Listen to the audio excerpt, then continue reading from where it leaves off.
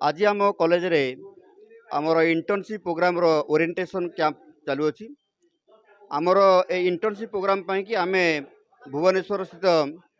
आमर अमृत संधान फाउंडेशन तो सहित आम कोलाबोरेशन आम प्रोग्राम करुचु आमर ई प्यान एंड ई श्रम उपर पिला शिक्षा दबु कम्युनिटी सर्विस लोक मानक दबु आम 7 खंडी मौजा आम नहींचु ए 7 खंडी गाँव में पिला माने जाई कम्युनिटी सर्विस देवे लोक मानक सचेतन कराइबे लोक माने किपरि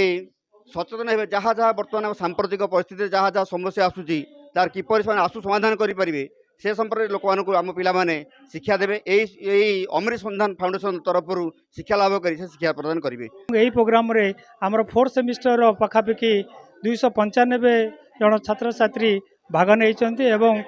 एवं यह 35 दिनिया कार्यक्रम एवं यही 35 दिन भितर आमर 120 आवर्स रो कार्यक्रम रही 60 आवर्स रोचे थियोरी कार्यक्रम एवं 60 आवर्स रोचे प्रैक्टिकल जोटा कि आम कम्युनिटी को जीवु बा विलेज 7 खंडी विलेज जो आम चयन करा से विलेज को जीवु एवं सेठेरी आम सर्वे किसी करूँ आमे जो कम्युनिटी की जाइकी सेठी सर्वे प्रस्तुत कले लोक मानकर समस्या को बुझिले प्रत्यक्ष भाव में एवं तार आसिकी समाधान पई गोटे रिपोर्ट तैयारी कले ए रिपोर्ट टी निश्चित भाव में आमर ए कॉलेज पिला मानकर प्रशासनिक क्षेत्र में हो एवं सरकार पॉलिसी मेकिंग रे हो निश्चित दे काम लगे